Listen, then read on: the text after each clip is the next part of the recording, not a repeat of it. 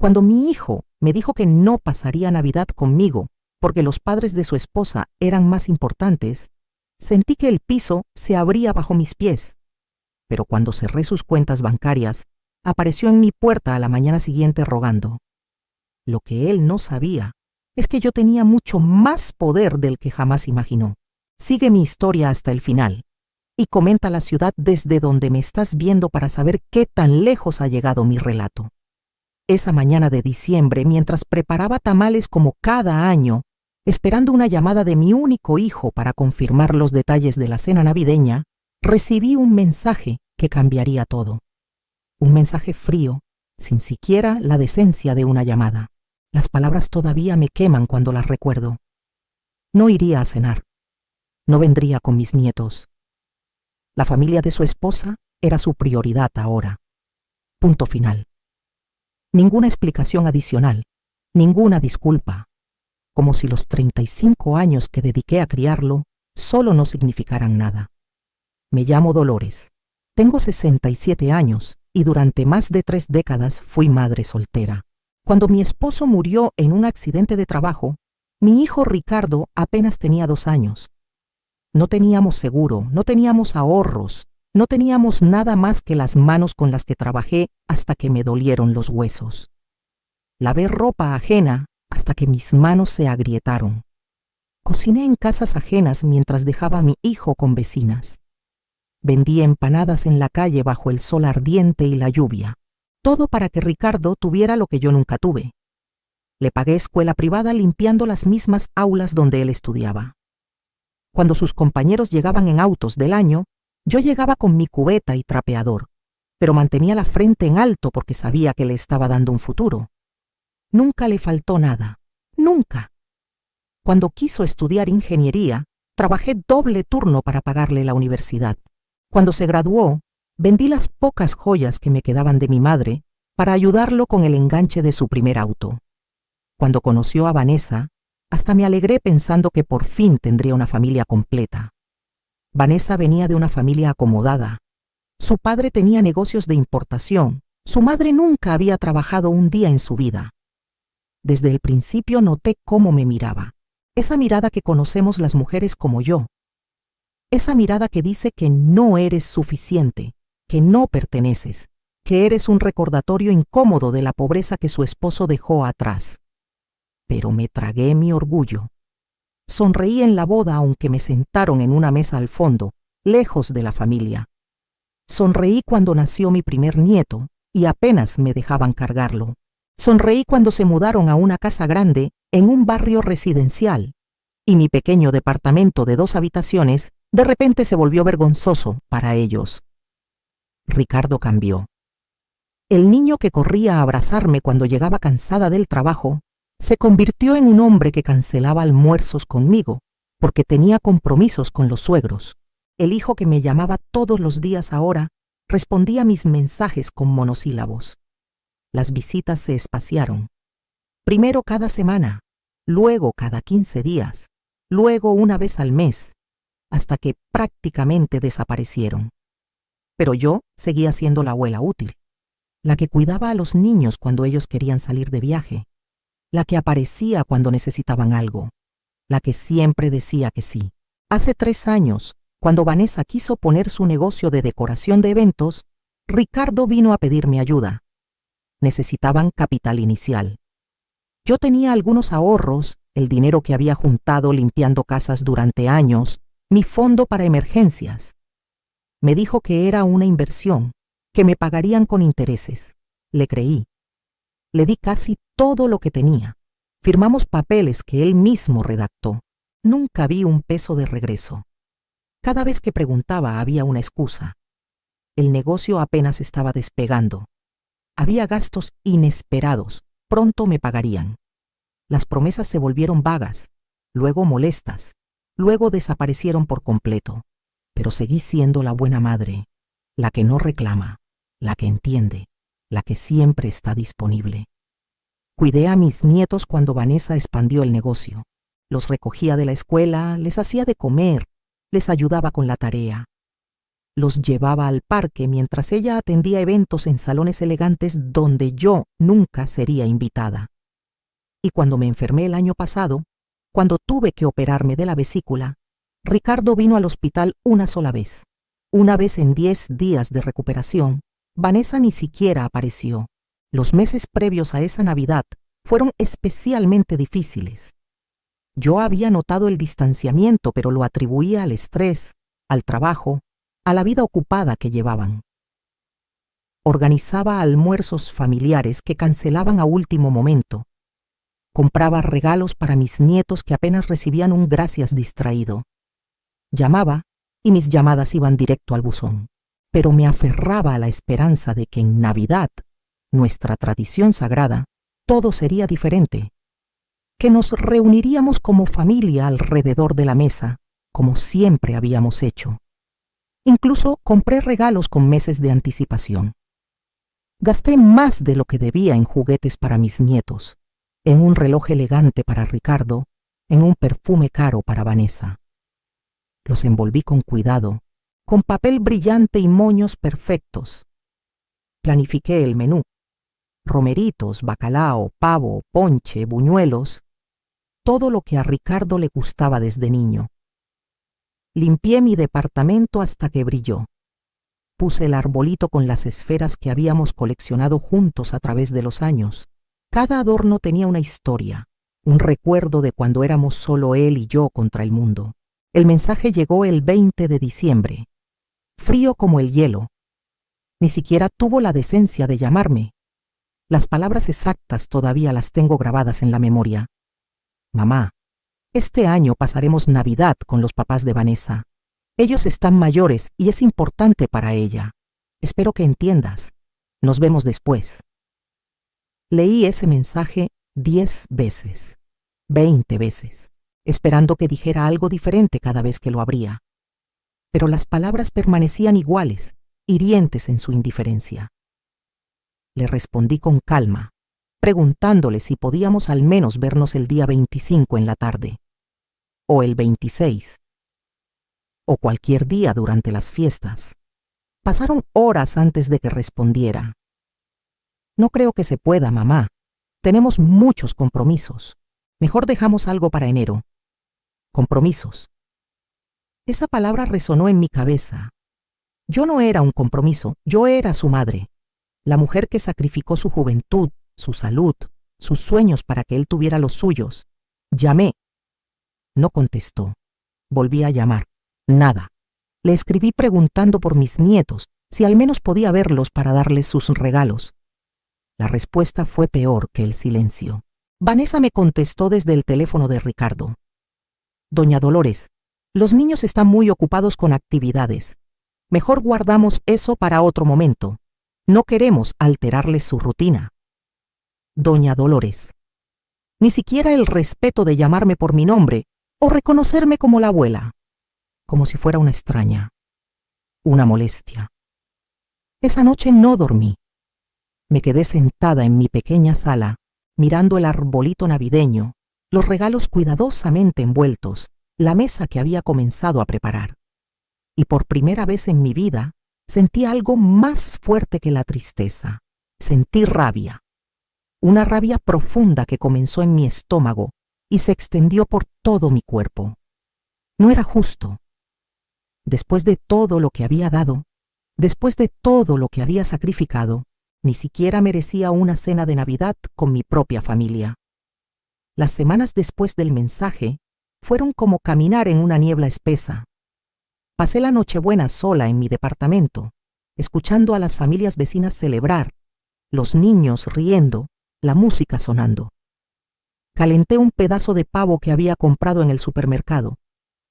No tuve fuerzas para cocinar todo lo que había planeado. Los regalos seguían bajo el árbol, acusándome con su alegría envuelta en papel brillante. Me pregunté si Ricardo pensó en mí esa noche, si mis nietos preguntaron por su abuela, si Vanessa sintió, aunque fuera un momento de remordimiento. El día de Navidad desperté con la determinación de que algo tenía que cambiar. No podía seguir siendo la madre que aceptaba las migajas de afecto que le arrojaban. Pero antes de que pudiera hacer algo, recordé algo que había estado guardado en mi memoria. Algo importante. Algo que iba a cambiar absolutamente todo. Mi esposo, antes de morir, había sido muy cuidadoso con el dinero. Habíamos comprado un pequeño terreno en las afueras de la ciudad cuando estábamos recién casados. Un pedazo de tierra que en ese entonces no valía nada. Con los años, la ciudad creció. El terreno quedó en una zona que se desarrolló, que se volvió comercial, valiosa. Yo nunca le dije a Ricardo sobre ese terreno. Era mi seguro, mi tranquilidad, algo que guardaba para una verdadera emergencia. Además, había algo más que Ricardo desconocía por completo. Cuando le presté ese dinero para el negocio de Vanessa, no fui tan ingenua como él pensó. Consulté con un abogado, un hijo de una señora para quien trabajé durante años. Él revisó los papeles que Ricardo me dio y redactó otros adicionales, legales, vinculantes. Ricardo firmó sin leer con cuidado, ansioso por conseguir el dinero. Esos documentos no solo establecían el préstamo, establecían que si no me pagaban en el plazo acordado, yo tenía derecho a un porcentaje del negocio. El plazo había vencido hacía 6 meses. Legalmente, yo era dueña del 30% de la empresa de Vanessa. Y había una cosa más. Una cosa que ni siquiera Ricardo sabía. Cuando él era pequeño, trabajé limpiando la casa de don Sebastián Mora, un empresario importante de la ciudad. Trabajé para él durante 15 años. Don Sebastián era viudo y no tenía hijos. Le cociné, limpié su casa, lo cuidé cuando enfermó. Lo traté con el respeto y cariño que merecía. Cuando murió hace 5 años, me dejó algo en su testamento, una cantidad considerable de dinero que dejé invertido, sin tocar. Nadie lo sabía, ni Ricardo ni nadie. Era mi secreto, mi red de seguridad en un mundo que siempre había sido incierto para mí, pero donde realmente tenía poder sobre Ricardo era en algo mucho más inmediato. Desde que consiguió su primer trabajo como ingeniero, lo ayudé a manejar sus finanzas. Él era brillante con los números en el trabajo, pero descuidado con su dinero personal. Hace años abrimos cuentas conjuntas, primero para que yo pudiera ayudarle a ahorrar para su auto, luego para la boda, luego para el enganche de su casa. Con el tiempo estas cuentas crecieron.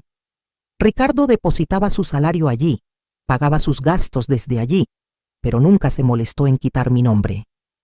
Asumía que yo nunca haría nada, que yo era la madre sumisa, complaciente, que existía solo para servirle. El 28 de diciembre, 3 días después de la Navidad que pasé sola, tomé una decisión. Me vestí con mi mejor ropa, la que reservaba para ocasiones especiales. Me arreglé el cabello, me puse el labial rojo que rara vez usaba y fui al banco. Llevaba todos los documentos necesarios, mi identificación, los papeles de las cuentas conjuntas, todo en perfecto orden. El ejecutivo del banco me conocía, había trabajado con nosotros durante años. Le expliqué con calma lo que necesitaba hacer. Cerré las cuentas, todas. Transferí cada peso a cuentas nuevas, solo a mi nombre. No me temblaron las manos mientras firmaba los documentos.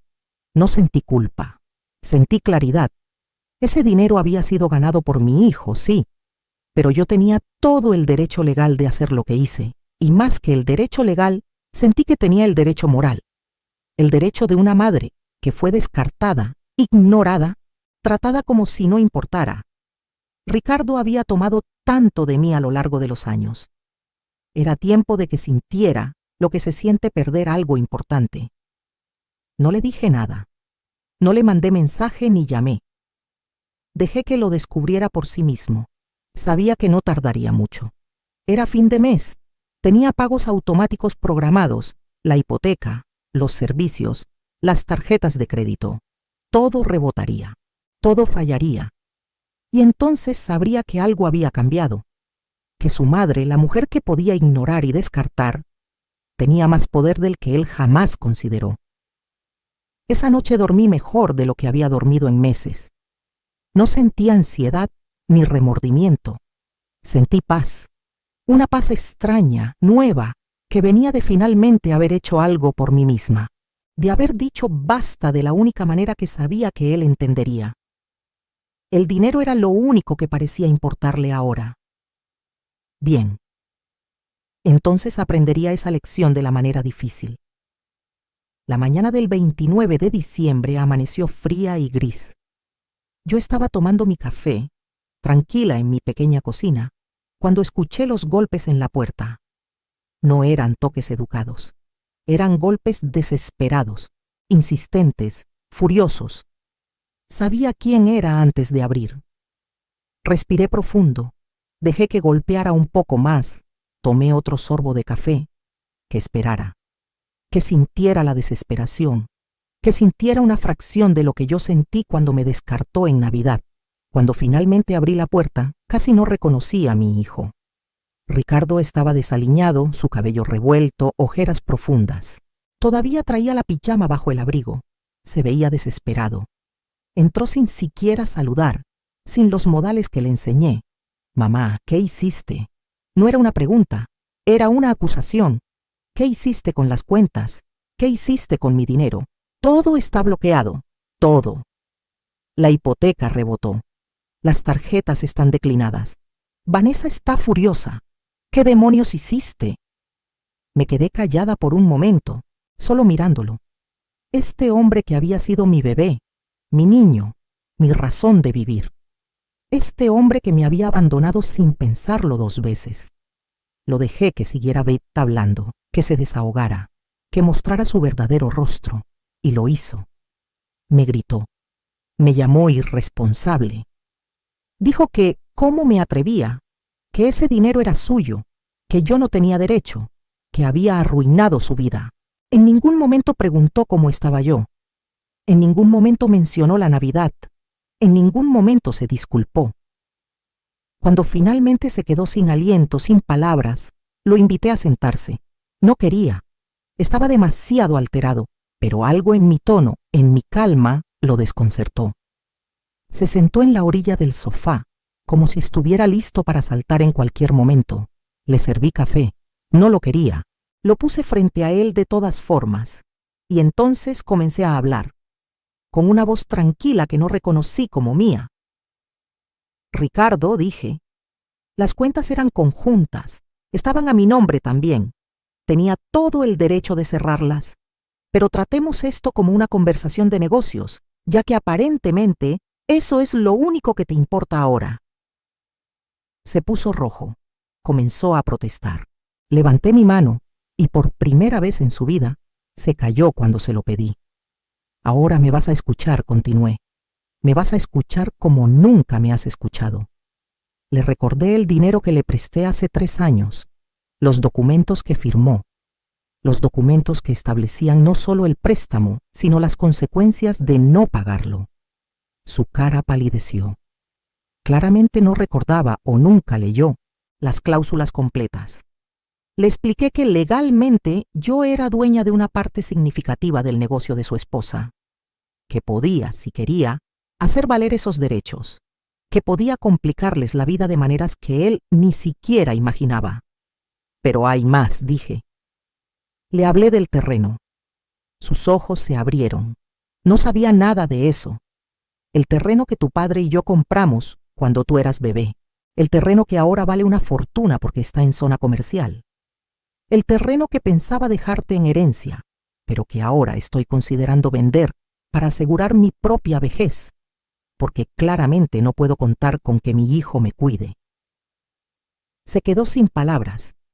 Podía ver su mente trabajando, calculando, dándose cuenta de cuánto había subestimado a su madre.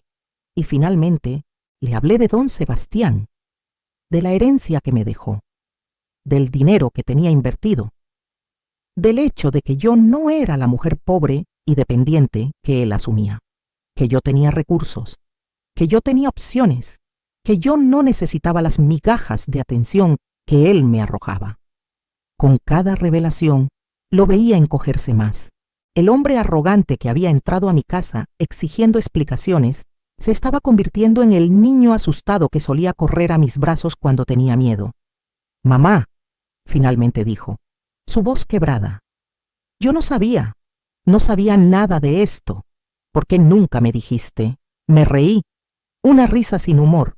¿Por qué nunca te dije? ¿Por qué nunca preguntaste, Ricardo? Porque asumiste que lo sabías todo sobre mí, que yo era solo tu madre, solo la mujer que te crió. Nunca te detuviste a pensar que yo podría tener mi propia vida, mis propios secretos, mi propia fuerza.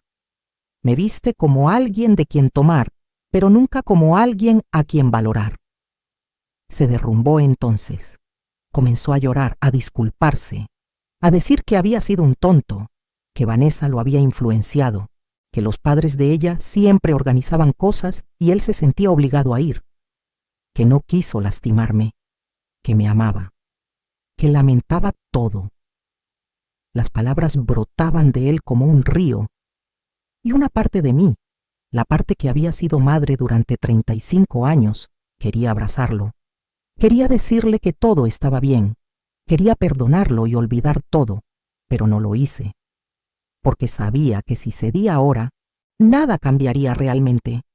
Volvería a ser la madre conveniente, la que aparece cuando la necesitan y desaparece cuando no. Y yo merecía más que eso. Merecía respeto. Merecía consideración. Merecía ser tratada como lo que era, la matriarca de esta familia, no como una empleada descartable. Ricardo, le dije con firmeza, voy a hacer un trato contigo, un trato que vas a cumplir al pie de la letra si quieres que las cosas vuelvan a algún tipo de normalidad. Primero, me vas a pagar cada peso que me debes del préstamo, con intereses. Tenemos un acuerdo legal y lo vas a honrar. Segundo, vamos a establecer límites claros sobre nuestra relación. No voy a ser la abuela de conveniencia que aparece solo cuando necesitas niñera. Si quieres que sea parte de la vida de tus hijos, será de manera consistente, respetuosa y en mis propios términos. Tercero, continué, vas a ir a terapia, tú y Vanessa, porque claramente tienen problemas para establecer prioridades y límites saludables. No voy a competir con sus suegros por su atención, pero tampoco voy a ser invisible. Vamos a encontrar un equilibrio, o no vamos a tener ninguna relación. Y finalmente, nunca más vas a asumir que sabes todo sobre mí o que puedes manejarme como te convenga. Soy tu madre, pero también soy una mujer con dignidad, recursos y opciones. Y es tiempo de que comiences a tratarme como tal. Asintió con todo, prometió todo, pero yo sabía que las promesas hechas en desesperación son frágiles. Así que hice algo más. Llamé a Vanessa. La puse en altavoz. Le expliqué la situación con una claridad que la dejó muda. Le hice saber que yo tenía participación legal en su negocio, que podía hacer las cosas fáciles o difíciles, que la elección era de ellos, que yo no era la viejita inofensiva que podían ignorar, que tenía dientes y estaba dispuesta a usarlos si era necesario. La conversación fue tensa, incómoda, necesaria. Vanessa intentó ser condescendiente al principio, ese tono dulce y falso que usan las mujeres cuando quieren manipular. Pero cuando comencé a hablar en términos legales, cuando mencioné fechas, números, documentos, su tono cambió. Se dio cuenta de que había subestimado gravemente a su suegra, que la mujer que limpiaba casas tenía más astucia empresarial de lo que ella, con su título universitario, había reconocido. Al final de esa conversación, habíamos establecido términos claros, no negociables, cenas familiares 2 veces al mes, alternando entre ambas familias para las festividades mayores. Respeto mutuo y, lo más importante, el pago estructurado de mi préstamo más un porcentaje justo por mi participación en el negocio. Todo por escrito, todo legal, nada basado en promesas vacías o sentimientos familiares. Los días siguientes fueron extraños. Ricardo vino varias veces más, algunas veces con Vanessa, otras solo. Las conversaciones ya no eran acusaciones o súplicas desesperadas. Eran negociaciones reales, a veces tensas pero honestas. Por primera vez en años, Sentí que me veían, no como mamá la conveniente, sino como Dolores la persona, la mujer, la empresaria que había resultado ser sin siquiera proponérselo. Reabrí una cuenta bancaria a nombre de Ricardo, pero solo después de que firmamos nuevos acuerdos. Le transferí suficiente para cubrir sus necesidades inmediatas, pero manteniendo el control. Ya no era una cuenta donde él hacía lo que quería sin consecuencias. Ahora éramos consignatarios reales, con reglas claras. Él tenía acceso a su dinero, pero con transparencia.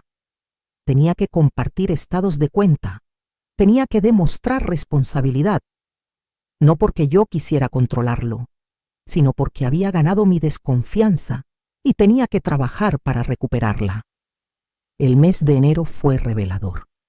Ricardo y Vanessa cumplieron con la primera cena familiar programada. Llegaron a tiempo con los niños. Mis nietos corrieron a abrazarme con una alegría que me hizo llorar. Los había extrañado tanto. Vanessa fue educada, casi amable. Todavía había tensión, todavía había incomodidad, pero había respeto.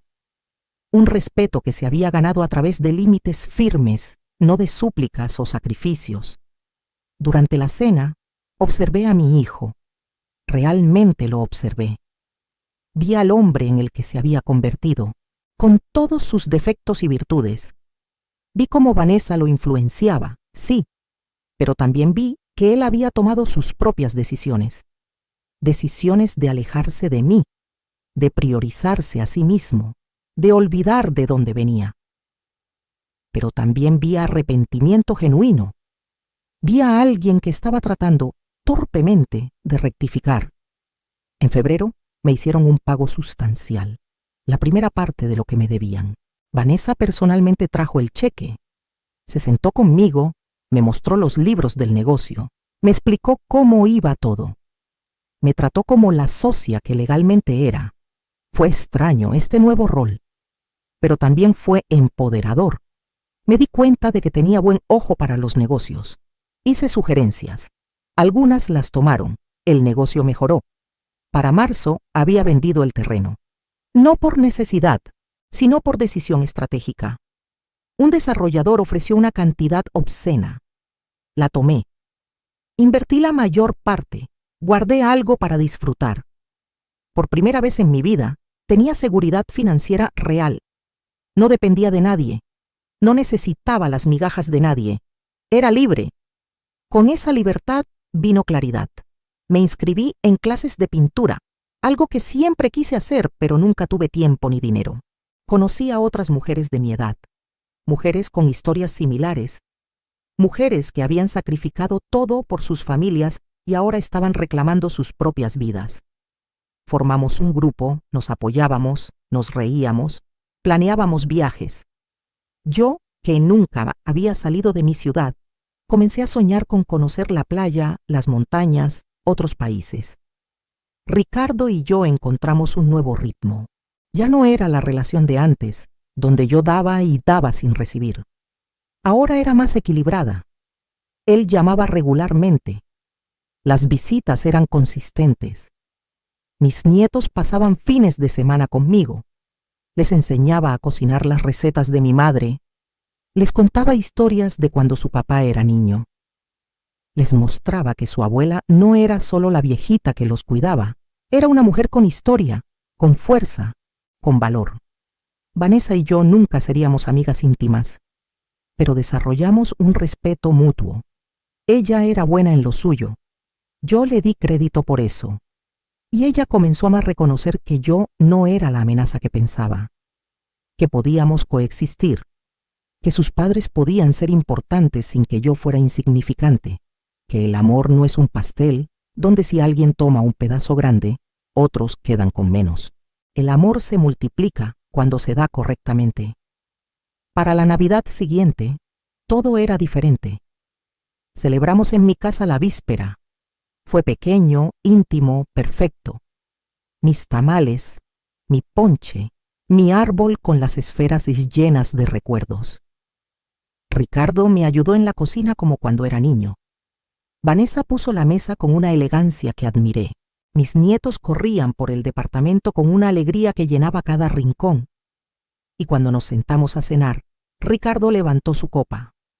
«Mamá», dijo, su voz emocionada, «gracias por no darte por vencida conmigo. Gracias por enseñarme que el respeto no es opcional. Gracias por ser más fuerte de lo que yo jamás imaginé. Te amo». Y esta vez lo creí. El día de Navidad fueron con los padres de Vanessa. Y estuvo bien, porque yo sabía que no me estaban descartando. Sabía que tenía mi lugar, que era valorada, que la próxima celebración sería conmigo nuevamente. Pasé ese día con mis nuevas amigas, las mujeres del grupo de pintura. Cocinamos juntas, reímos, intercambiamos regalos. Fue una de las mejores Navidades de mi vida, porque la pasé con personas que me elegían, no por obligación, sino por genuino afecto. Ahora, casi 2 años después de aquel mensaje frío que rompió mi corazón, mi vida es irreconocible. Tengo seguridad financiera, tengo independencia, tengo pasatiempos y amigas, tengo una relación con mi hijo basada en respeto mutuo, no en sacrificio unilateral. Sigo siendo abuela, pero en mis términos. Sigo siendo madre, pero no mártir. Soy Dolores, una mujer de 67 años que descubrió que nunca es tarde para exigir lo que mereces. El negocio de Vanessa ha crecido significativamente. Mi participación me genera ingresos pasivos. Ya me pagaron la mayor parte de lo que me debían. Podría vender mi parte, pero decidí mantenerla. Es un recordatorio, para ellos y para mí, de que yo tengo valor, de que mis contribuciones merecen reconocimiento, de que soy más que la madre abnegada que solo da. He viajado. Conocí el mar por primera vez a los 68 años. Lloré cuando vi el amanecer sobre el océano. Lloré por todo lo que me perdí al ponerme siempre en último lugar. Pero también lloré de alegría porque ahora lo estaba experimentando, porque todavía tenía tiempo, porque la vida no se acaba cuando tus hijos crecen. De hecho, puede empezar de nuevo si tú lo decides. Mis nietos me ven diferente ahora, no solo como la abuela que los consiente. Me ven como una mujer fuerte, como alguien a admirar. Mi nieta mayor, que tiene 12 años, me dijo hace poco que quiere ser como yo cuando crezca. Fuerte, dijo. Independiente. Alguien que no deja que nadie la trate mal, ni siquiera la familia. Esas palabras valieron más que cualquier disculpa que Ricardo pudiera haberme dado. He aprendido tanto en estos 2 años. He aprendido que el amor no requiere sacrificio total, que puedes amar profundamente a tus hijos sin perderte a ti misma, que establecer límites no es crueldad, es amor propio, que el respeto que no das voluntariamente a veces debe ser exigido, que nunca es demasiado tarde para cambiar la dinámica de una relación, sin importar cuántos años haya estado rota. He aprendido que las mujeres de mi generación fuimos criadas para complacer, para servir, para sacrificarnos sin cuestionar. Pero que podemos desaprender esos patrones, que podemos reclamar nuestra dignidad, que merecemos disfrutar los frutos de nuestro trabajo, no solo regalarlos todos, que podemos ser generosas sin ser tontas, amorosas sin ser mártires. También aprendí sobre el dinero, cómo durante toda mi vida lo vi como algo que se ganaba para otros, para pagar la escuela de Ricardo, para ayudarlo a comenzar su vida. Nunca lo vi como algo para mí, pero el dinero es poder, es libertad, es opciones. No es malo quererlo o disfrutarlo. No es egoísta asegurar tu propia estabilidad antes de dar a otros. De hecho, es lo más inteligente que puedes hacer. Mis amigas del grupo de pintura tienen historias similares. Mujeres que dieron todo a sus familias y quedaron con nada. Algunas no tuvieron la suerte que yo tuve. No tenían terrenos o herencias o documentos legales que las respaldaran, pero todas encontramos fuerza en nuestra comunidad. Nos apoyamos mutuamente. Compartimos recursos, nos enseñamos unas a otras y juntas estamos reescribiendo lo que significa envejecer como mujer en nuestra cultura. Ya no acepto ser invisible. Cuando voy a reuniones familiares, me siento a la mesa principal, participo en las conversaciones, doy mi opinión, y si no me gusta cómo me tratan, me voy. Simple, no con drama, no con gritos, solo con la dignidad de alguien que sabe su valor. Y curiosamente, desde que hago esto, me tratan mejor. El respeto genera respeto. Ricardo ha crecido también, no solo porque se vio obligado, sino porque genuinamente reflexionó. Fue a terapia como prometió. Trabajó en su matrimonio. Estableció límites más saludables con los padres de Vanessa también. Se dio cuenta de que estaba viviendo para complacer a todos, menos a sí mismo y a las personas que realmente importaban. Ahora toma decisiones más conscientes. No siempre son perfectas, pero son suyas. Vanessa me sorprendió. Cuando bajó la guardia, cuando dejó de verme como competencia o como una carga, descubrí que es una mujer inteligente, trabajadora, con sus propias inseguridades. Me confió que sus padres también son demandantes, que ella se sentía atrapada entre expectativas, que admiraba mi libertad, aunque no supiera cómo decirlo. Encontramos un punto común. Ambas amábamos a Ricardo y a los niños. Ambas queríamos lo mejor para la familia. Solo necesitábamos dejar de vernos como enemigas. Los domingos ahora son sagrados. Ceno con mi familia 2 veces al mes como acordamos. Los otros domingos son míos. A veces los paso con mis amigas. A veces sola, pintando o leyendo. A veces viajando, pero son míos. Y nadie, absolutamente nadie, me hace sentir culpable por ello, porque enseñé a mi familia que mi tiempo tiene valor, que yo tengo valor. He comenzado a escribir también, no para publicar, solo para mí. Escribo mi historia, las lecciones aprendidas, los errores cometidos, las victorias ganadas. Pienso dejárselo a mis nietos cuando sea mayor. Quiero que sepan de dónde vinieron. Quiero que conozcan a su abuela no solo como la vieron al final, sino en toda su complejidad. Las luchas, los sacrificios, pero también el momento en que dije basta. El momento en que me rescaté a mí misma.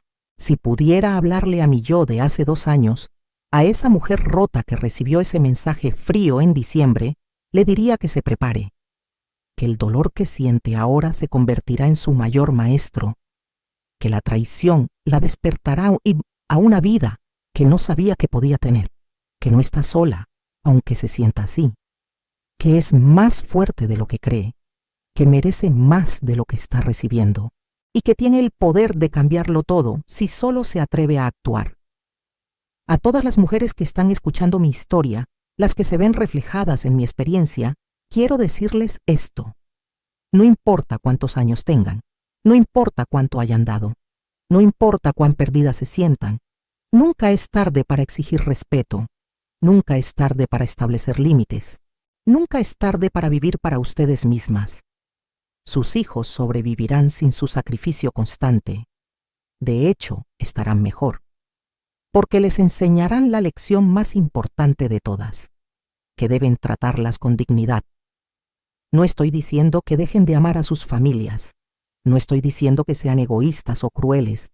Estoy diciendo que el amor propio no es egoísmo. Que pueden amar profundamente a sus hijos mientras se aman a sí mismas también. Que pueden dar sin darse completamente. Que pueden ser generosas sin ser mártires. Que merecen disfrutar su vida tanto como cualquier otra persona. Si alguien en su familia los trata mal, si los ignora, si los descarta, si los usa, tienen el derecho de alejarse, de establecer consecuencias, de exigir mejor trato, no con gritos o drama, sino con acciones firmes, con límites claros, con la tranquilidad de alguien que conoce su valor. Y si eso significa conflicto temporal, que así sea. Porque un conflicto honesto es mejor que una paz falsa basada en su silencio. Busquen su poder. Tal vez no tengan un terreno o una herencia como yo, pero tienen algo. Tienen conocimiento, habilidades, relaciones, experiencia. Tienen su tiempo y energía que valen oro. Tienen su presencia que sus familias quieren aunque no la valoren apropiadamente. Identifiquen qué tienen y úsenlo estratégicamente, no para vengarse, sino para crear equilibrio, para exigir lo que merecen, y construyan su comunidad. Encuentren a otras mujeres, compartan historias, apóyense mutuamente. No podemos hacer esto solas. Necesitamos validación, necesitamos consejo, necesitamos saber que no estamos locas por querer más, que nuestras expectativas no son irrazonables, que merecemos dignidad básica. Otras mujeres nos darán esa perspectiva cuando nuestra familia no pueda o no quiera. Hoy, mientras les cuento esto, estoy planeando mi próximo viaje. Voy a conocer las pirámides. Algo que soñé desde niña, pero que siempre pareció imposible. Ya no es imposible. Nada lo es. Porque aprendí que los límites que sentía eran en su mayoría autoimpuestos. Que el mundo es más grande de lo que me permitía ver. Que la vida tiene mucho que ofrecer si me atrevo a tomarlo. Mi relación con Ricardo nunca será perfecta. Todavía hay momentos difíciles. Todavía hay malentendidos, pero hay respeto, hay comunicación, hay esfuerzo mutuo. Y eso es suficiente. No necesito que sea perfecto. Solo necesito que sea real, honesto, equitativo. Y lo es. Finalmente lo es. A veces me pregunto qué hubiera pasado si nunca hubiera cerrado esas cuentas, si hubiera seguido aceptando el trato que recibía. Probablemente estaría igual que antes, invisible, usada, triste, esperando migajas de afecto, viviendo para otros sin vivir realmente. Esa versión de Dolores me da tristeza, pero también gratitud, porque tuvo que romperse completamente para que yo pudiera reconstruirme más fuerte. No me arrepiento de nada, ni del dolor, ni del conflicto, ni de las decisiones difíciles. Todo me trajo aquí, a este lugar de paz, fortaleza y alegría genuina, a esta vida que construí para mí misma después de décadas de construir solo para otros, a esta libertad que sabe tan dulce porque sé lo que es vivir sin ella. Así que les pregunto, ¿qué harías en mi lugar? Si tu familia te descartara, te ignorara, te faltara el respeto, ¿tendrías el valor de establecer límites, de exigir mejor trato, de usar cualquier poder que tengas para crear cambio? ¿O seguirías aceptando lo inaceptable porque es más fácil, más cómodo, más familiar? Comenta abajo qué harías. Comparte tu historia si has vivido algo similar, porque nuestras historias tienen poder, el poder de inspirar, validar y cambiar vidas. No estamos solas en esto. Somos miles, millones de mujeres que merecemos más, y juntas podemos reclamarlo.